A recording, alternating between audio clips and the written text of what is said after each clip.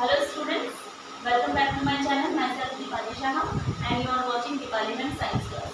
तो आज हम लोग जो है माइक्रो ऑर्गेनिजम्स के बारे में पढ़ेंगे, जिसमें माइक्रो ऑर्गेनिजम्स का देखेंगे कि माइक्रो ऑर्गेनिजम्स क्या है, ये कहाँ पाए जाते हैं, सबसे पहले किसने इन्वेंट करा था, ये हमारे लिए यूजफुल है या हार्मफुल है। तो ये सारी चीज़ें जो हम लोग यहाँ पे देखेंगे और मैं आपको ये सारी चीज़ें जो है बताऊँगी। ओके, तो देखो कि माइक्रो ऑर्गेनिजम्स जो है, सबसे पहले कि हमारे चारों और हमारे सराउंडिंग बहुत सारे ऑर्गेनिजम्स हैं, ठीक है, जिसमें किसी चीज़ को ऐसे जिसको हम देख भी पाते हैं, कुछ ऐसे ऑर्गेनिजम्स भी होते हैं जिसको हम नहीं देख पाते, ठीक है। जिनको हम देख पाते हैं वो क्या होते हैं, वो मल्टी सेलुलर होते हैं, बहुत सारे सेल्स के बने हुए होते हैं और बड़े होते हैं, जिस कारण से उनको देख पाते हैं। बट जो माइक्रो ऑर्गेनिजम्स होते हैं बहुत ही माइन्यूट होते हैं। इसका मतलब क्या, सूक्ष्म जीव, मतलब बहुत ही छोटे, ठीक है। तो ये सूक्ष्म जीव होते हैं, इतने छोटे होते हैं जिसको हम नेकेड आई से नहीं देख सकते, हम इनको सिर्फ माइक्रोस्कोप के थ्रू ही देख सकते हैं, ठीक है। और माइक्रो ऑर्गेनिजम्स का ही दूसरा नाम भी क्या है, माइक्रोब्स, ठीक है। क्या है, microbes. It can be seen only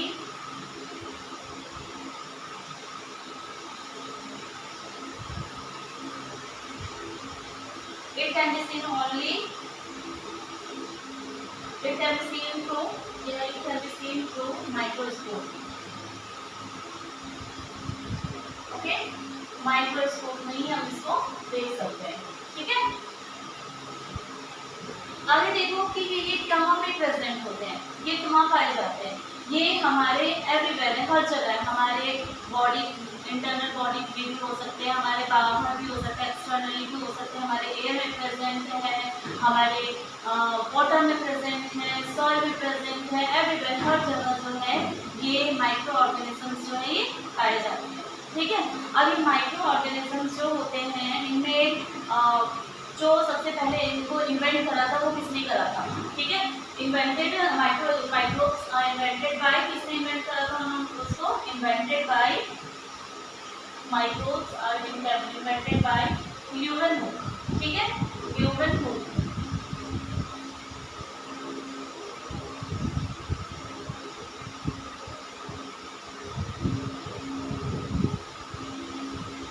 तो सबसे पहले इन्वेंट करा था ल्यूवेनहुक ने, ठीक है, जिसमें उन्होंने अपने ही माइक्रोस्कोप, अपने द्वारा बनाए हुए एक माइक्रोस्कोप में माइक्रोब्स को उन्होंने देखा था, ठीक है।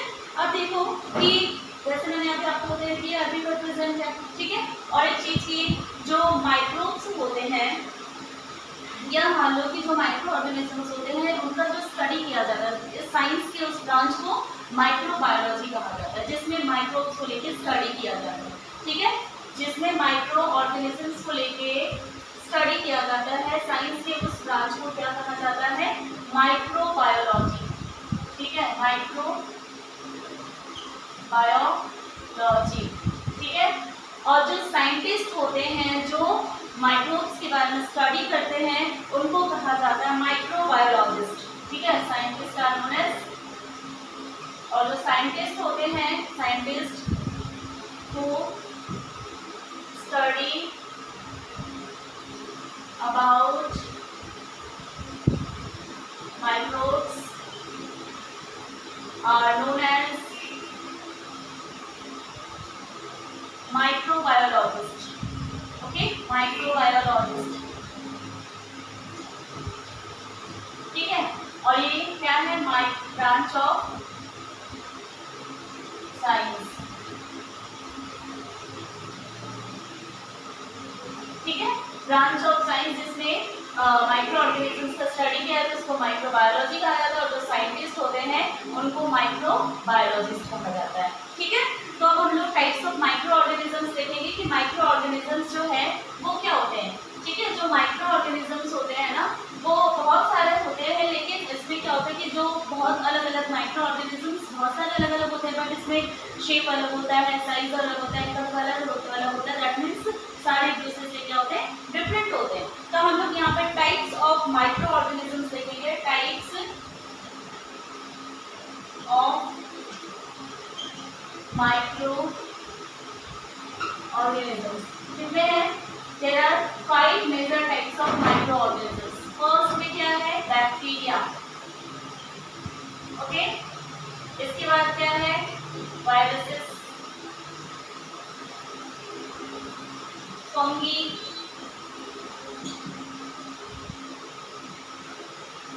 Algae and protozoa. ठीक है, तो हम लोग यहाँ पे हर एक टाइप को हम अलग अलग देखेंगे कि इसमें से ये क्या है, ये हमारे लिए किस तरह से यूजफुल है, ये हमारे लिए किस तरह से हार्मफुल है। तो हम लोग सबसे पहले स्टार्ट करते हैं हमारे बैक्टीरिया से। ठीक है, ये बैक्टीरिया जो है ना वो सबसे सिंपलेस्ट माइक्रो ऑर्गेनिज्म है और ये यूनिसेल्युलर होते हैं। ठीक है, जो बैक्टीरिया, सबसे पहले हम लोग टाइप्स में बैक्टीरिया के बारे में देख रहे हैं कि बैक्टीरिया क्या है। बैक्टीरिया जो है ये सबसे सिंपलेस्ट माइक्रो ऑर्गेनिज्म है, सिंपलेस्ट माइक्रो ऑर्गेनिज्म।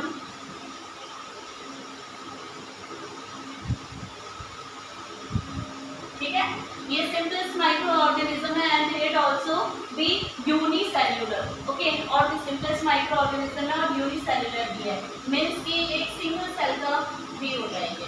ठीक है, and it is also pair इधर ऑटोट्रॉपिक और हेटेरोट्रॉपिक दोनों ही होते हैं। ये ऑटोट्रॉपिक भी होते हैं और हेटेरोट्रॉपिक भी होते हैं। ठीक है, जो ऑटोट्रॉपिक होते हैं एक्चुअली में क्या होता है कि जो बैक्टीरिया है उसकी जो सेल मेम्ब्रेन होता है उसके ऊपर एक सेल वॉल भी होता है, जिस कारण से वो जो है वो अपना फूड प्रिपेयर कर लेते हैं। ठीक है, बट जिसमें नहीं होता है वो फूड प्रिपेयर नहीं कर पाते तो वो किसी और पर डिपेंड करते तब वो हेटेरोट्रॉपिक होते हैं। ठीक है, तो इस तरह से ये दोनों टाइप के होते हैं। ये बैक्टीरिया जो है वो कहाँ का प्रेजेंट होते हैं? एयर में भी है present,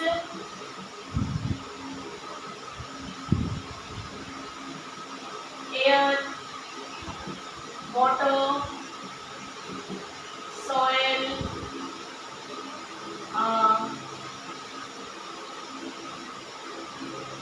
internal body parts of human beings. ठीक है, तो हर जगह में होते हैं ये। इसके बाद क्या है कि ये जो बैक्टीरिया होते हैं इसके भी 4 टाइप्स है और किस बेस पे कि उनका जो शेप होता है ना उसके बेस पे इनको 4 पार्ट्स में 4 टाइप्स में इसको क्लासिफाई किया गया है on the basis of their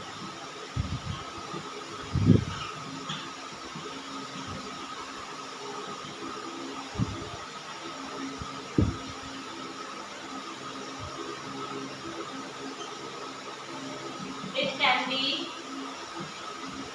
classified into 4 types. Okay,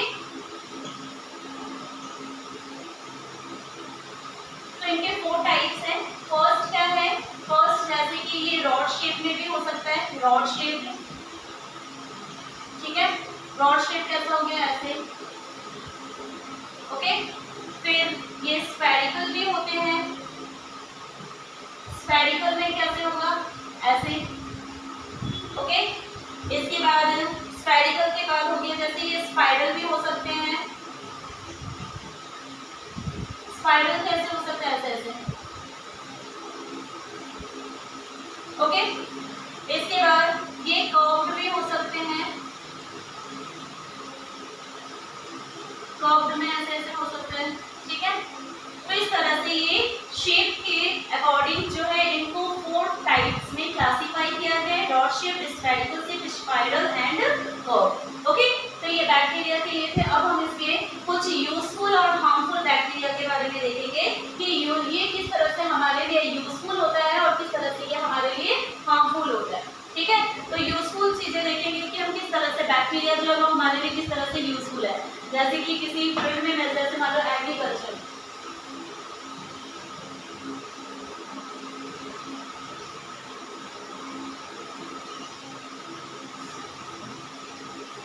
agriculture में हो गया। फिर नेक्स्ट है मेडिसिन, इसमें भी हमारे लिए हेल्पफुल है। ठीक है, यूजफुल है। फिर साथ में इंडस्ट्रीज में भी। तो एग्रीकल्चर में, मेडिसिन में और इंडस्ट्री, इन तीनों ही फील्ड में जो बैक्टीरिया है वो क्या है? यूजफुल है।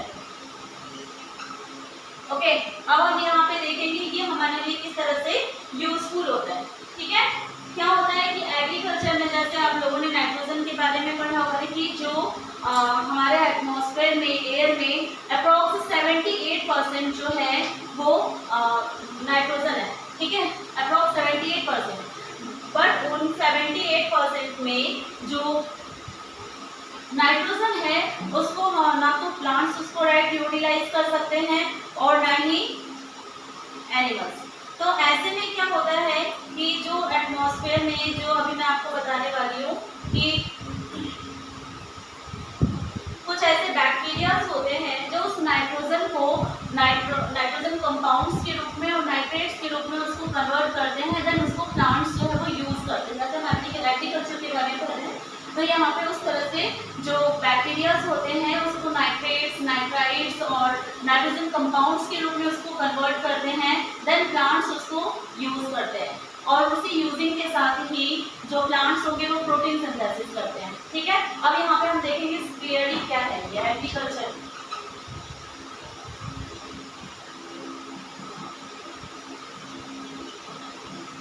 देखो सम बैक्टीरियाज, अब ये बैक्टीरिया क्या है, अब आपको ये देखना है। सम बैक्टीरिया लाइक राइजोबियम, ठीक है, क्या है नाम, राइजोबियम, जो कि लेग्यूमिनस प्लांट्स के नोड्यूल्स में पाए जाते हैं, उसके रूट्स के नोड्यूल्स में पाए जाते हैं। मीन्स जो पल्सेस वाले प्लांट्स होते हैं उसके रूट्स के नोड्यूल्स में ये राइजोबियम और दूसरा अजोटोबैक्टर, ये दोनों बैक्टीरिया जो है वो पाया जाता है। और ये दोनों बैक्टीरिया जो है वो एटमॉस्फेयर से नाइट्रोजन को लेता है, देन उसको नाइट्रेट्स में कन्वर्ट करता है जो राइजोबियम है, फिर उसको प्लांट्स जो है वो यूज करते हैं। फिर ये अजोटोबैक्टर भी क्या करता है, ये भी जो नाइट्रोजन होता है उसको नाइट्रोजन कंपाउंड्स में उसको कन्वर्ट करता है, देन प्लांट्स उसको यूज करते हैं और प्रोटीन सिंथेसिस करते हैं। तो इस तरह से एग्रीकल्चर में ये बैक्टीरिया जो है वो हेल्पफुल है, ठीक है। इसके बाद नेक्स्ट आ जाओ मेडिसिन में। मेडिसिन में क्या होता है, मेडिसिन जो है वो क्या है, देखो इसमें कौन कौन सी चीजें प्रिपेयर की जाती है जो बैक्टीरिया से होती है। मेडिसिन में फर्स्ट आ गया आपका जैसे वैक्सीन, ठीक है, वैक्सीन एंड एंटीबॉडीज या एंटीबायोटिक्स, ठीक है, ये दोनों चीजें हैं। अब ये दोनों ही चीजें जो है ना वो किससे बनती है, या तो बैक्टीरिया से और फंगी से, बैक्टीरिया और फंगी दोनों मिला के नहीं, तो इन दोनों में से कोई भी एक माइक्रो ऑर्गेनिज्म से ये वैक्सीन और एंटीबायोटिक्स बनाए जाते हैं। तो सबसे पहले हम देखेंगे कि ये वैक्सीन जो है वो क्या है एक्चुअली में। जो वैक्सीन होते हैं ना, वो जो वैक्सीन होता है उसमें बैक्टीरिया और फंगी के डेड और जो वीक जो बैक्टीरिया और फंगी होगा उसको उसकी बॉडी को डाला जाता है। मीन्स कि ये तो बहुत ही माइन्यूट होते हैं, तो जो वीक और डेड बैक्टीरिया और फंगी होते हैं उससे ही वैक्सीन जो है वो बनाए जाते हैं, ठीक है। अब ये वैक्सीन जो है वो किस तरह से हमारे लिए वो यूजफुल है, क्या होता है कि जब उसको इंजेक्ट किया जाता है तो उस इंजेक्शन की वजह से ये जो वैक्सीन होता है वो हमारे बॉडी में एंटीबॉडीज को तैयार करता है, ठीक है। और वो एंटीबॉडीज का क्या काम होता है, एंटीबॉडीज जो होते हैं वो हमारी बॉडी में इम्यून सिस्टम को बढ़ाता है। मीन्स कि हमारे बॉडी में प्रतिरोधक क्षमता को बढ़ाता है, ठीक है। और ये वैक्सीन के थ्रू वो जब इंजेक्ट होता है तो एंटीबॉडीज का प्रोडक्शन होगा, और वो एंटीबॉडी जो होगा वो हमारे बॉडी में अगर किसी तरह से ये बैक्टीरिया जो है या ये जो माइक्रो ऑर्गेनिज्म हमारे बॉडी के अंदर अटैक करते हैं, अगर वो एंटर करते हैं तो उस एंट्रेंस के साथ ही क्या होता है कि जो इम्यूनिटी जो एंटीबॉडीज होती है वो उसको वहीं पे वो वीक कर देता है, उसको डिस्ट्रॉय करने की कोशिश करता है, उसको वहाँ पे बॉडी में एंटर करने का प्रॉपर तरीके से काम नहीं करने देता, ठीक है, जिससे हम बीमार होने से बच जाते हैं या वो हमें ज़्यादा हार्म नहीं पहुँचा सकता, ठीक है। तो इसलिए वैक्सीन जो होता है वो हमारे लिए यूजफुल थिंग है जो कि मेडिसिन में आता है, ठीक है। अब जो वैक्सीन है मैंने आपको बताया कि इम्यून सिस्टम को बढ़ाता है, इसीलिए वैक्सीनेशन को इम्यूनाइजेशन भी कहा जाता है। It is also known as immunization, ठीक है।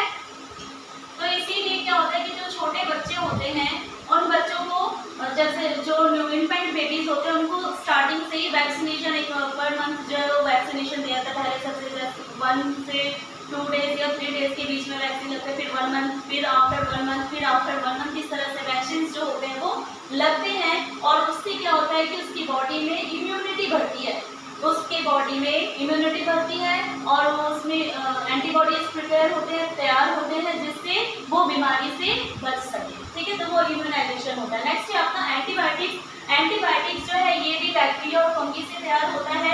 इसमें कुछ पॉपुलर एंटीबायोटिक्स होते हैं, जैसे स्ट्रेप्टोमाइसिन, ठीक है, इसके बाद एरिथ्रोमाइसिन,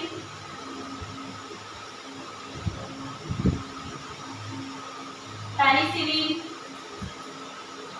तो ये कुछ एंटीबायोटिक्स होते हैं और ये एंटीबायोटिक लेने से भी क्या होता है कि हमारे बॉडी में, जैसे कोई अगर हम बीमार पड़ जाते हैं तो डॉक्टर्स हमें एंटीबायोटिक्स देते हैं। उससे क्या होता है कि हमारे बॉडी में जो बैक्टीरिया है, जो माइक्रो ऑर्गेनिज्म हमारी बॉडी के अंदर जाता है, उस माइक्रो ऑर्गेनिज्म को एक्ट नहीं करने देता, उसको ज़्यादा एक्टिव नहीं रहने देता, उसको वो डिस्ट्रॉय करने में लग जाता है। ठीक है, तो जिससे हम क्या होता है कि वो अगर रिप्रोड्यूस नहीं कर पाएगा हमारे बॉडी में, वो एक्ट नहीं कर पाएगा, तो जिससे हम क्या हो जाएंगे, हम ठीक हो जाएंगे। ठीक है, हम क्योर हो जाते हैं। तो इसीलिए एंटीबायोटिक्स जो है वो दवाइयाँ डॉक्टर्स हमें प्रेफर करते हैं जब हम बीमार पड़ते हैं। तो ठीक है, नेक्स्ट जो है देखो, इंडस्ट्रीज में ये हमारे लिए किस तरह से हेल्पफुल है। इंडस्ट्रीज में जैसे इंडस्ट्रीज में हम देखते हैं जहाँ पे कर्ड बनाया जाता है या चीज बनाया जाता है, कर्ड, चीज, ये दोनों चीजें जो है वो भी एक बैक्टीरिया से ही प्रिपेयर की जाती है, तैयार की जाती है। और उस बैक्टीरिया का नाम क्या है, लैक्टोबैसिलस। ठीक है, उस बैक्टीरिया का नाम है लैक्टोबैसिलस। जब मिल्क में, फ्रेश मिल्क में लैक्टोबैसिलस मिलाया जाता है, लैक्टोबैसिलस जो है ये भी माइक्रो ऑर्गेनिज्म, एक बैक्टीरिया है। और साथ में जैसे हमारे घर में जब हम दूध से दही जमाते हैं तो उसमें थोड़ा सा दूध, दही जो है वो मिला दिया जाता है, फिर उसको रख दिया, उसको थोड़ा वार्म प्लेस में रखने से क्या होता है कि ये बहुत जल्दी रिप्रोड्यूस करने लगते हैं। और जो मिल्क होता है उस मिल्क को क्या कर देता है, मिल्क को कोआगुलेट कर देता है, मिल्क को कोआगुलेट कर देता है। ठीक है,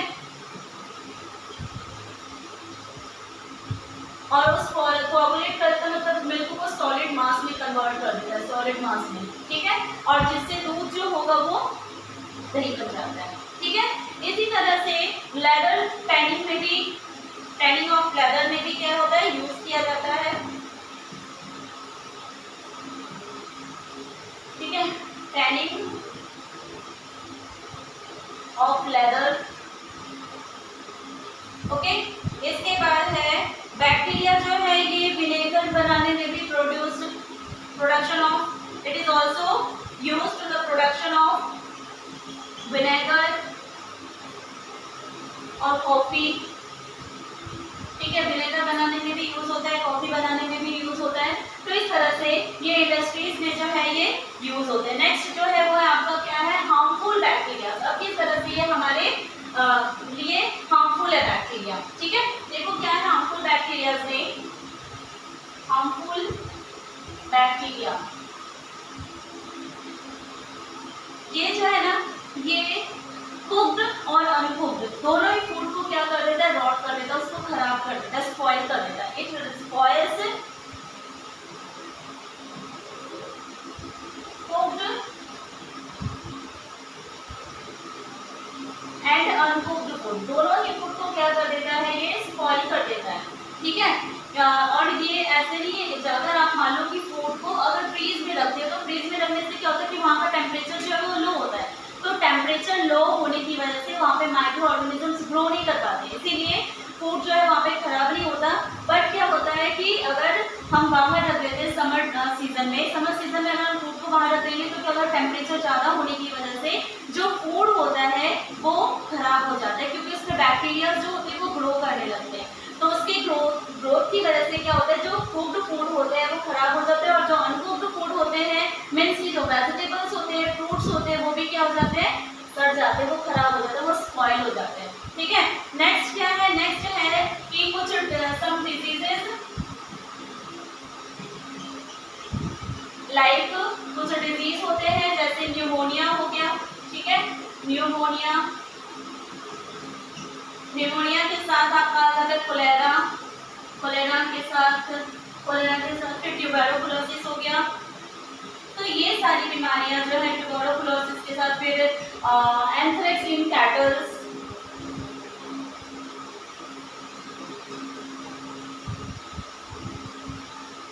ठीक है, एक्सेट्रा। ये सारी बीमारियां जो होती है किसके कारण होती है? बैक्टीरिया के कारण होती है। तो ये हार्मफुल इफेक्ट्स ऑफ बैक्टीरिया थे, ठीक है। तो जिसमें मैंने आज आप लोगों को बैक्टीरिया के बारे में बताया।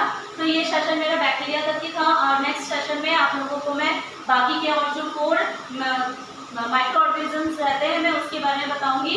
तो आप लोग वीडियो को पूरे देखें और एंजॉय करके पूरे अच्छे से देखें, ताकि आपको पूरा अच्छे से समझ में आए, ठीक है।